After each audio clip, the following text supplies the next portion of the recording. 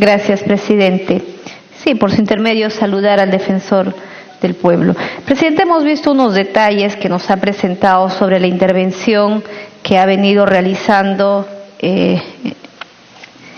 la Defensoría a nivel nacional. Sin embargo, sería importante que nos pueda enviar, si es que hoy no nos puede dar los detalles, para ver cuán productivo ha sido su intervención en cuanto a estas labores de fiscalización, porque si nosotros entendemos que cada institución tiene roles que cumplir, ¿no? En cuanto al avance de las obras, sanciones que tiene que hacer ante el incumplimiento de algunas funciones, tenemos a la Contraloría. Entonces podríamos entender que ambos van a estar en competencia y van a duplicar presupuestos, y cuáles serían los resultados. Si los resultados van a ser positivos, bienvenido cualquier institución que se podría seguir sumando a ello. Por ejemplo, entendemos cuál es el rol principal de la Defensoría: defender al pueblo, sobre todo los derechos que tienen, ¿no? Si bien es cierto, todos los ciudadanos tienen derecho al agua, tienen derecho a la vida, tienen derecho a la educación, tienen derecho a la salud, todo. Teniendo eso como marco legal y constitucional, ¿cuál ha sido el rol principal de estas evidencias que pudo haber mostrado el defensor del pueblo? ¿Qué acciones ha podido lograr a través de esta supervisión? Yo creo que el informe que habrá podido evacuar habrán sido todos negativos en cuanto al derecho de accesos que puedan tener los ciudadanos, porque si vamos a los pueblos más lejanos, los ciudadanos aún siguen careciendo del servicio básico que es agua y desagüe, por ejemplo. Hablamos de mi región Huánuco, solamente el 20% podrán tener ese lujo de tener este servicio. En su gran mayoría no tienen acceso a ese servicio. Y si vamos por la labor social, salud, peor. Huánuco no tiene un hospital, ni tampoco tiene, por ejemplo, por parte de salud. Si bien es cierto, es de competencia de los agremiados, pero tampoco tenemos todos los días, constantemente, tenemos que estar ayudando en la gestión para el traslado y transferencias de los pacientes para que puedan venir a la ciudad de Lima a ser atendidos. Entonces, por ejemplo, esas observaciones que han estado haciendo, ¿qué es los resultados, no? ¿Qué es lo que se ha logrado en cumplimiento a toda esta supervisión? De la misma manera, otro tema que sí nos ha preocupado y es importante, y me parece bien que sí han estado enfocados en todo lo que es la lucha contra la corrupción, ¿no? A través de estas intervenciones en las comisarías y también de los centros de emergencia mujer, sabiendo también que simplemente ustedes pueden ser veedores y no pueden tener la intervención directa como sí lo puede tener el Ministerio de la Mujer a través de estos centros de emergencia mujer que tienen al personal para que puedan apoyarlos a todas estas personas maltratadas.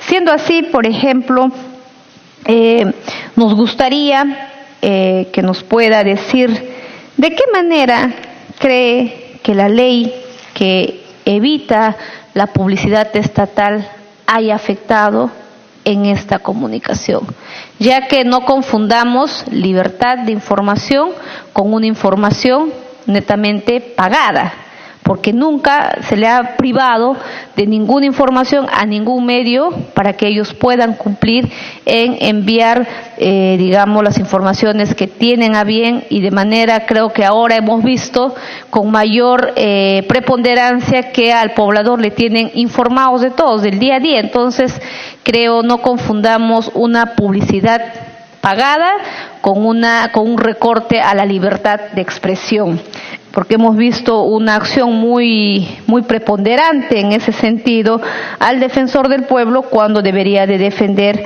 a estos humildes ciudadanos que no tienen acceso a temas elementales como es derecho a una educación, derecho a la salud, derecho a los servicios básicos.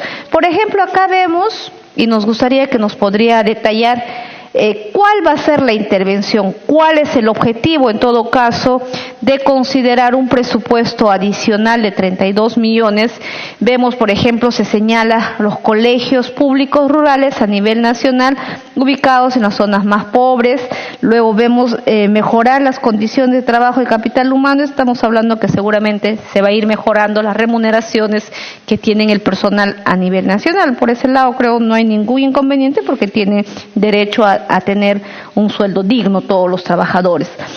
De la misma manera, sí me preocupa cuando aquí, por ejemplo, ponen ejecución de infraestructura para servicios de agua y saneamiento. ¿Cuál es la labor netamente que ustedes como Defensoría va a hacer su intervención? ¿Es simplemente hacer un recuento de qué ciudades, qué localidades tienen deficiencia en cuanto a este servicio o están con otra proyección? Por eso me gustaría saber cuál es ese rol en esos puntos que ustedes consideran que requieren una demanda adicional para que puedan implementarse estas políticas que usted está mencionando y ha sustentado hoy en la ley de presupuesto, para que podamos, en el momento que se debate, considerar si merece o no este incremento de esta demanda adicional. Y agradecería también que nos pudiera hacer llegar a la comisión de presupuesto, por su intermedio, presidente, los detalles de la inversión que se habría hecho, ya que este Congreso de la República, en el debate de la ley de presupuesto, se consideró transferir más de 7 millones. Entonces nos gustaría saber a qué políticas directamente se habría destinado estos recursos. Gracias, presidente. Gracias, congresista Beteta. Tiene el uso de la palabra el señor Walter Gutiérrez, defensor del pueblo, para que responda a las preguntas de los señores congresistas.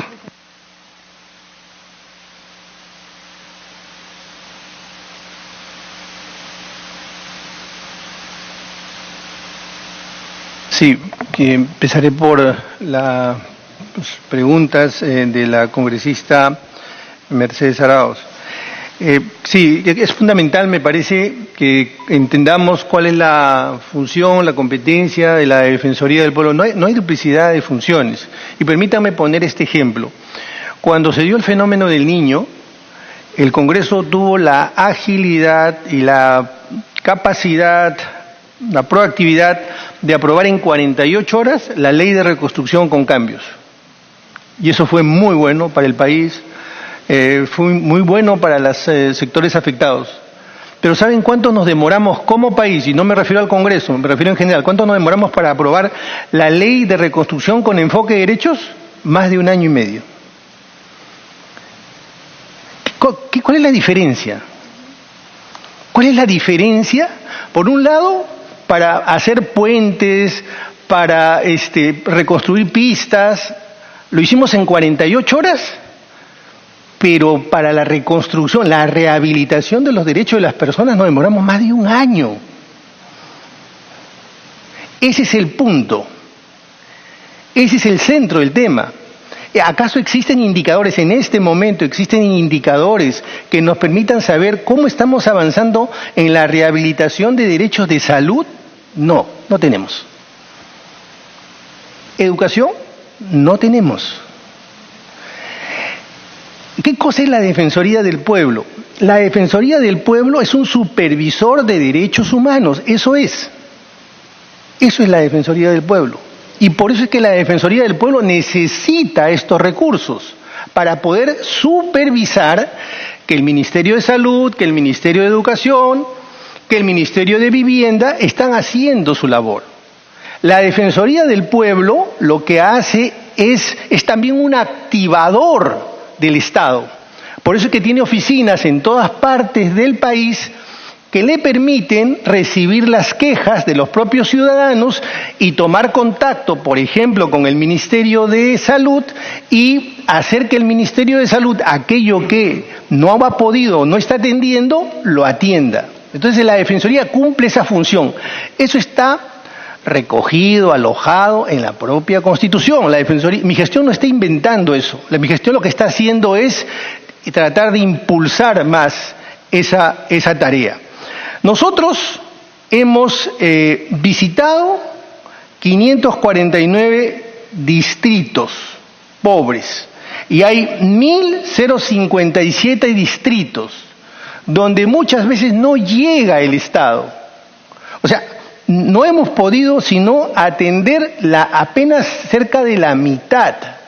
Por eso es que a la pregunta del congresista Quintanilla, sí, mi respuesta es que haremos un esfuerzo, si no nos van a incrementar el presupuesto, haremos un esfuerzo por seguir haciendo más con menos, sí, pero no vamos a poder cerrar esas brechas de atención, señores congresistas.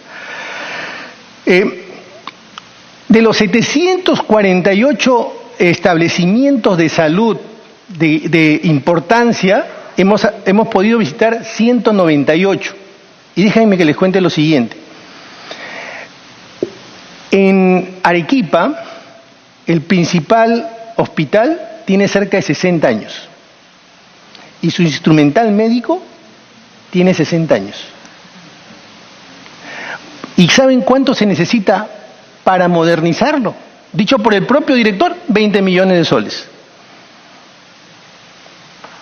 Y es que muchas veces, ganados por la multiplicidad de cosas que tiene que atender el funcionario público, esas cosas, por evidentes, pasan desapercibidas. Y una institución como la Defensoría del Pueblo las puede poner en evidencia. Esas son las pequeñas tareas, pequeñas pero importantes tareas, que hace una institución como la Defensoría del Pueblo. Es a eso a lo que se refiere. No, nosotros no estamos duplicando funciones del Ministerio de Salud, porque nosotros no damos el servicio de salud.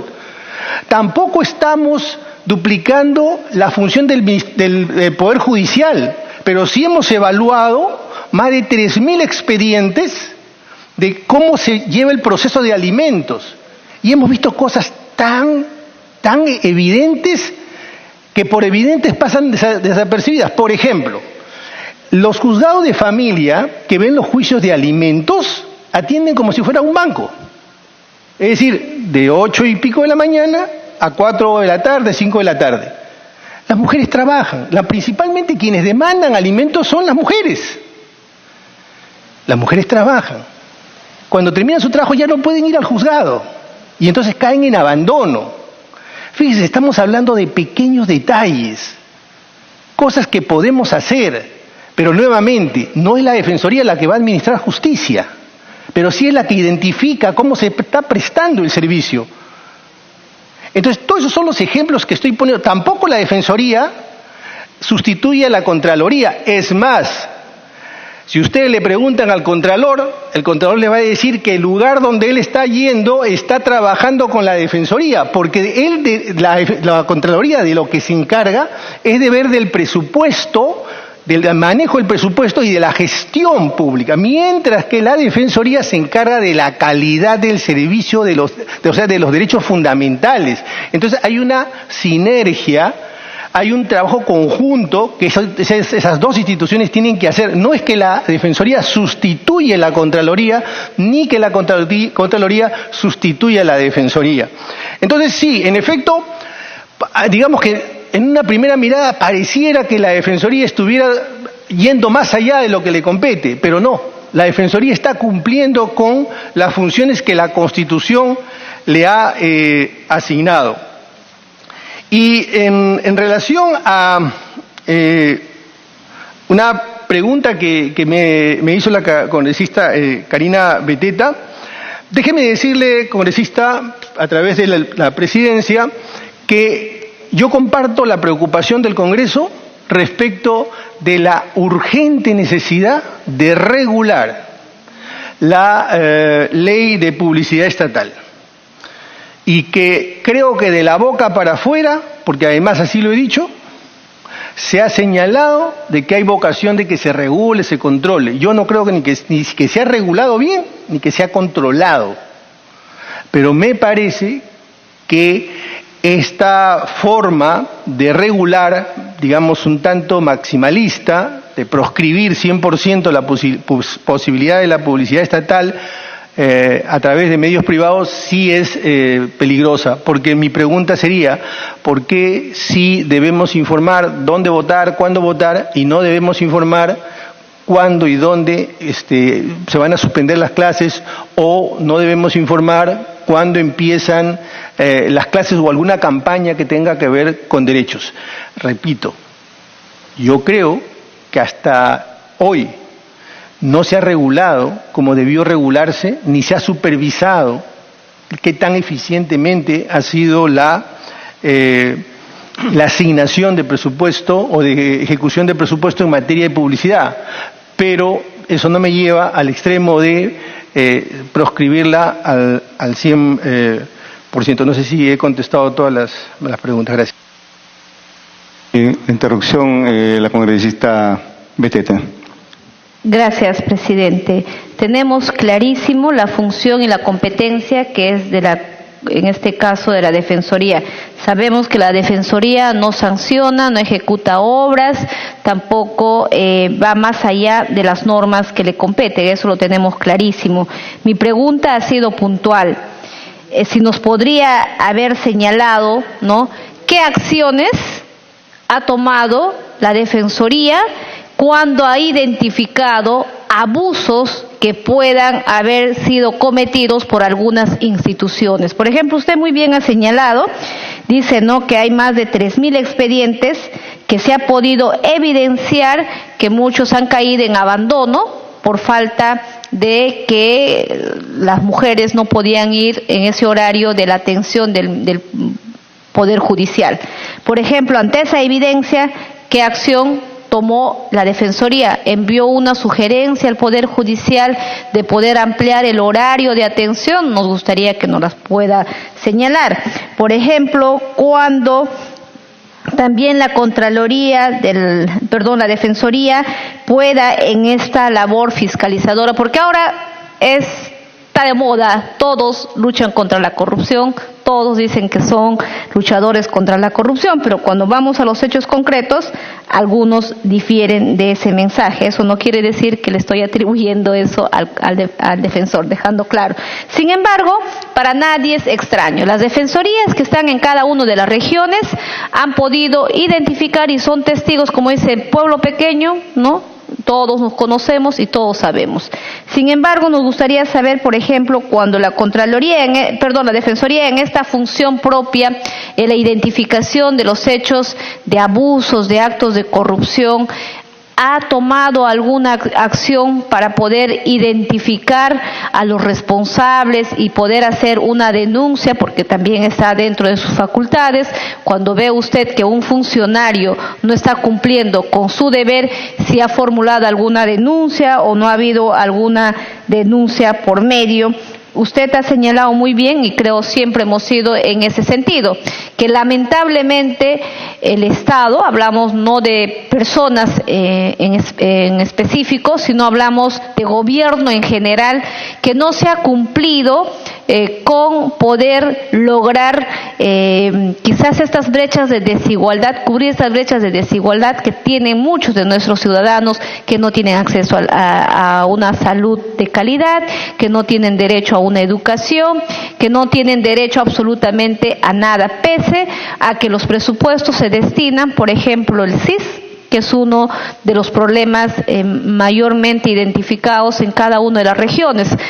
Sabemos que este programa ha sido diseñado para poder cubrir toda la salud de los más necesitados. Sin embargo, cuando ese paciente más necesitado acude a ser atendido, lo único que puedan es recetarles y van a la farmacia, no encuentran la medicina. Entonces, no sé si la Defensoría en este trabajo de supervisión en los hospitales solamente se ha podido identificar el tema de infraestructura, quizás algunos equipos, o también tiene información de que pudo haber detectado que en farmacia se encontraba desabastecida con estos alimentos, y qué acciones o qué medidas cree que debería de facilitarle algunas herramientas para que la Defensoría no solamente sea un ente que identifica la problemática, sino también pueda tener algunos mecanismos de un control más efectivo, porque si no, no tendría sentido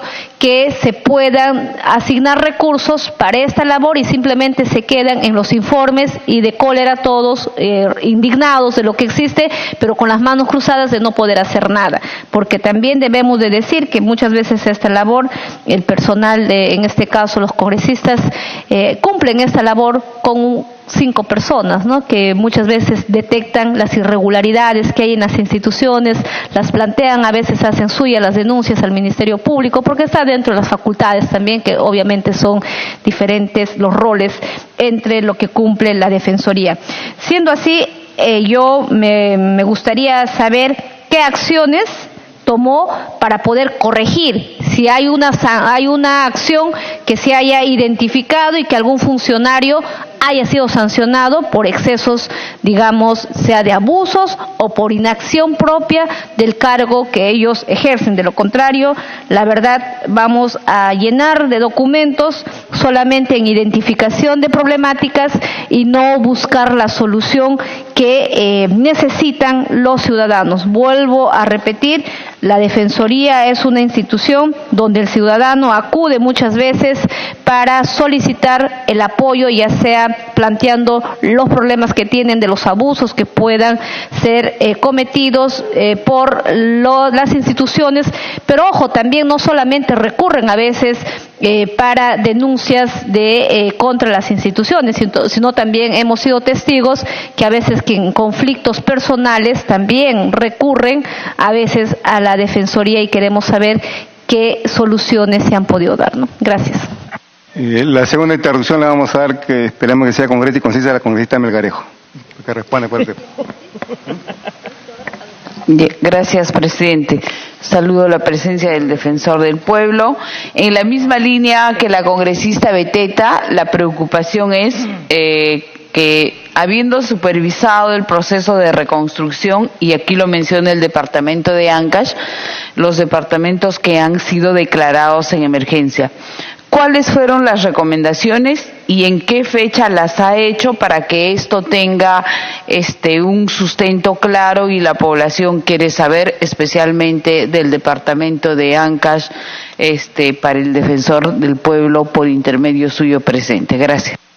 Damos el uso de la palabra al señor Walter Gutiérrez para que responda a las dos interrupciones.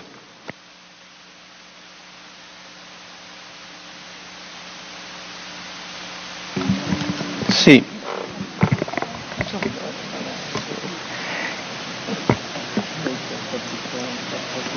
Nosotros hicimos una evaluación de más de 3.000 expedientes de alimentos y en efecto encontramos una serie de deficiencias. Una de las más importantes era el horario de atención, entre otras cosas. Y en efecto comunicamos al Poder Judicial esta situación, pero también, más allá de comunicarlo, nosotros en todos los informes hay conclusiones y recomendaciones para todos los organismos, para el Ejecutivo, para el Poder Legislativo o para el Poder Judicial, dependiendo de qué tipo de supervisión es la que se hace. Cuando se requiere una acción directa, la realizamos también. Es decir, vamos al titular o vamos al funcionario en donde identificamos esta deficiencia o este problema en lo que es atención de derechos. De manera que sí, cada vez que estos informes tienen un correlato práctico. No es que se quedan en informes. La Defensoría no es una institución que acopie reportes, informes. Esos informes sirven básicamente para evaluar y para comunicar dónde se están generando los principales problemas en atención de derechos fundamentales. Luego, quisiera señalar que cuando hablamos de las farmacias, cuando hablamos de la salud, pareciera que nosotros solo deberíamos preocuparnos de las farmacias del Estado, pero no es así. ¿Por qué? Porque los derechos fundamentales no es que el Estado deba cumplirlos solamente. Los derechos fundamentales lo tienen que cumplir todo aquel que presta un servicio, no importa que esté en manos del Estado o esté en manos del sector público. Y aquí creo que hay un error que es fundamental corregir, Cuando una farmacia o cuando una clínica está prestando un servicio, está también dando un servicio fundamental. ¿La Defensoría puede hacerlo? Sí, de hecho lo hace. Lo hace. En una última reunión que he tenido con defensores, me han revelado, por ejemplo, que en países que no son tan distantes de Perú como Colombia y Ecuador, el 60% de la labor de la Defensoría tiene que ver con funciones de mercado, tiene que ver con farmacias, tiene que ver con, incluso hasta con el tema de bancos, con lo que les cobran las tarjetas de crédito, tiene que ver con servicios educativos, no del Estado solamente, sino del sector privado. Lo que sucede es que la Defensoría es un activador. ¿A quién activa en el caso de salud? A su salud, que es la superintendencia. Le dice a su salud lo que está sucediendo para que sea su salud la que actúe. Entonces, no es que la Defensoría se sustituye a la Superintendencia de Banca y Seguros o se sustituye al Ministerio de Educación. Simplemente realiza esta tarea y activa al Estado. Es un activador del Estado. Entonces, repito, también tiene una tarea que hacer en los servicios públicos que contienen derechos fundamentales, aun cuando los tengan los particulares. Y no quiero escamotear la pregunta hecha por la congresista Mercedes Arauz respecto de que nosotros estaríamos de alguna manera pidiendo una suerte de incremento a nuestro personal. Lo que sucede, señores congresistas, es que hace un momento dije que la Defensoría era una de las instituciones que se desplegaba por todo el país, y es verdad. A 12 horas en canoa llega al último rincón, pero esos trabajadores no tienen seguro. No tienen seguro. La movilidad de personal es muy alta en la Defensoría y la curva de aprendizaje es un costo enorme para la Defensoría. En promedio, y esto lo puedo alcanzar documentalmente, nosotros podemos demostrar que la Defensoría comparativamente tiene los estipendios más bajos del Estado. Lo podemos alcanzar y con todo gusto lo vamos a hacer. No hay la idea de que tengamos supersueldo, la idea es simplemente, y excluyamos al defensor, por supuesto, la idea es que el personal de la Defensoría no tenga la rotación que tiene. Entonces, en suma, nosotros sí, cada vez que hacemos una supervisión, cuando hablamos de reportes, cuando hablamos de informes, en realidad estamos hablando de previos acciones de control, de supervisión que ha realizado la Defensoría, que luego se plasman en reportes. No es que sean reportes académicos, son supervisiones fundamentalmente, que luego se recogen, repito, en reportes. Gracias. Se agradece al señor Walter Gutiérrez Camacho, e igualmente a todo el equipo que le ha acompañado el día de hoy, ¿no? Y siendo las 1:45 de la tarde se levanta la sesión. Muchas gracias. Gracias.